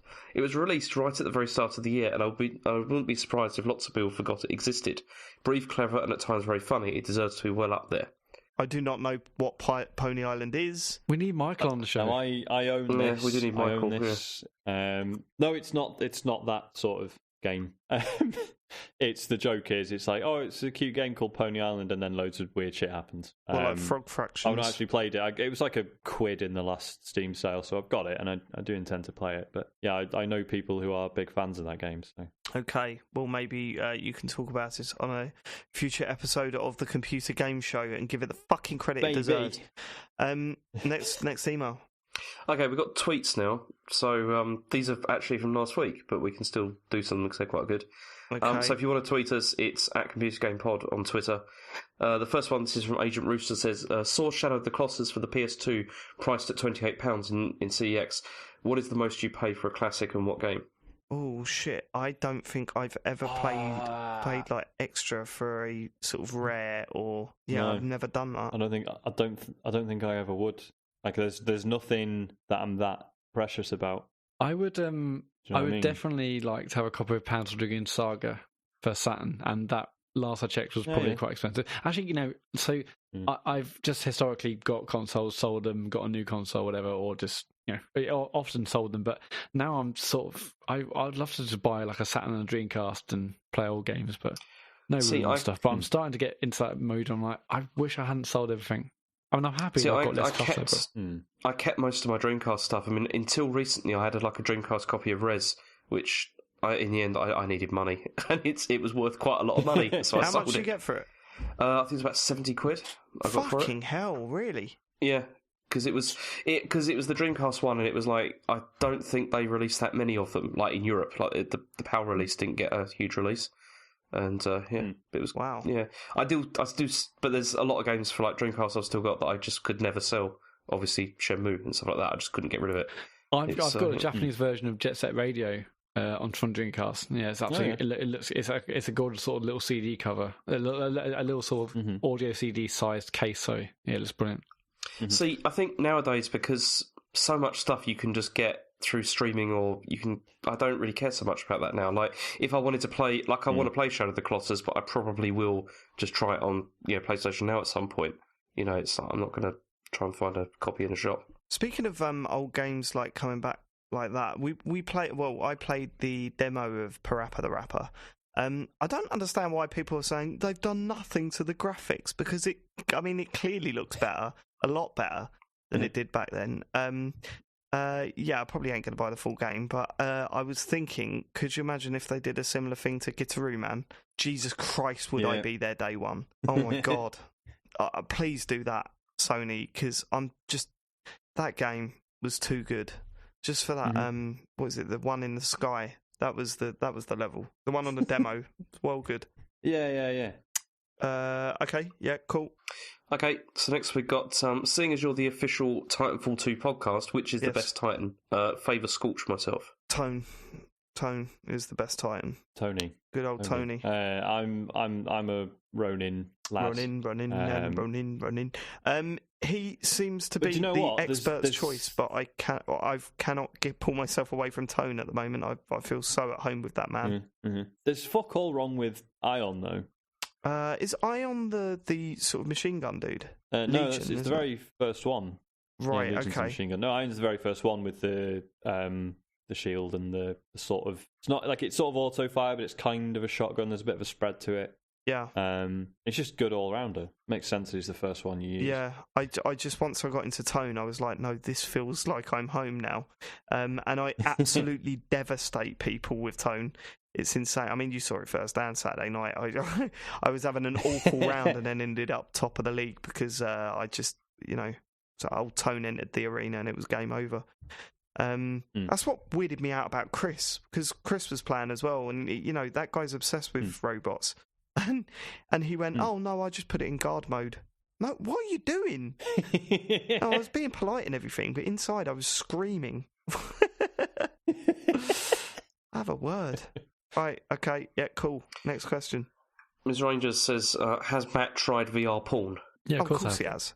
I mean, I tried it before, but I've since tried on PSVR. It just doesn't work. It's a mess. Whoa, you could do it on PSVR? Yeah, of course you can. Well, no, not of course you can, because it's like a Sony. How do you do it? On the PlayStation Store. You have to go to Pornhub certain websites, download files, put it on a USB, and then put a USB in the PS4. Yep. Oh, that's a bit too much effort, Matt. That's a bit. I sort of lost the erection by that point, but yeah. But isn't it just 3D video rather than proper VR stuff at this point? It's not even 3D. It's not in 3D. It's just like 360 video. Oh right, okay. So I mean, they've done some proper VR stuff though, right? There is that out there. Currently, the media player on PS4 doesn't allow sort of proper 3D videos. It's just literally like 2D. But you've tried stuff with Google Cardboard. Yeah, but that was rubbish. Although that was definitely better than this, where it's basically like the people you're watching are like giants, and yeah. I mean, I finished the job, but it was tough. Yeah. Okay, Christmas is soon. We all need to lay some logs and get some space from the family. What's your favourite gaming on the loo moment? What do you mean? What's the best game to play on the bog? Yeah. I've got a game that I found that is fucking perfect for playing while having a poo. Is it Threes, by any chance? Threes on iOS. I would suggest you buy that game. It's good. Do you know what what game I've been playing recently? It's just had an update for the first time since 2013, and that's Tiny Wings. Oh shit, really? Tiny Wings got a random update after for 3 years, and it added like some functionality for a new phone. Yeah, that game is so bloody good. I was obsessed with that game at one point. It just feels so good. In a similar vein, Alto's Adventure's nice as well. Yeah, they've just teased a new one, haven't it? Alto's Odyssey. Yeah, have they? Cool. Up for that. Okay. Next one we have is. You love it. Anyway, let's move on. No awareness. I'm finishing every question, like every run of answers with okay. Go on. The other one. So I think these next three are addressed to us. Yeah. So the first one, this is to Sean. We got the melanin deficiency and rabbit gimmicks have failed to catch on with the audience. What's next? That's it, mate. That's all I've got. It is. There's nothing. That's my personality. Vitamins. Rabbit gimmicks. Oh yeah, that's true. Forgot about that. Love that. It's such a gimmick having a rabbit. Next tweet. For Matt, we've got Matt has playing in VR been commented upon by your family more than your usual gaming habits? No, because I only game like when everyone else has gone to bed, so it's not really an issue. Has your wife just turned around and gone, what are you doing? No, because she knows what she got herself into when she married me. Fair point. Fair point. Next. So then the next one says, James, as an adult and actual doctor, not medical, who loves Animal Crossing. Are you ever embarrassed by the infantilization of pop culture? No. Well, what does that mean? I don't know. I guess. What does that mean? I don't know, really. So why did you answer? No. You said Yeah, no. the but answer might be yes. What was the... Like, if you didn't understand the question, James, just say, mate. No, I think what he Trying to be the means big is man. like, eh? Are you trying to be the big man? Absolutely, yeah. I am a big man. Too big. It's a bit of a problem. I am bigger, badder man. Okay, fine. Let's skip over that then. Who is your favourite Spice Girl? It was always Ginger Spice for me. Yeah, same Really? here. Baby? Hell yeah. No. Baby's the adult's Yeah, choice. Emma Bunton. But everyone, everyone has a Jerry phase. Oh, at yeah. least. No, I totally had a Jerry phase, but, can't beat a bit of Bunton. Know what I mean? Absolutely. All right, should we do one more tweet and then That's it. wrap it That's up? the last one. Oh, That's that's it, it. mate. It's good. Yeah. Right, excellent.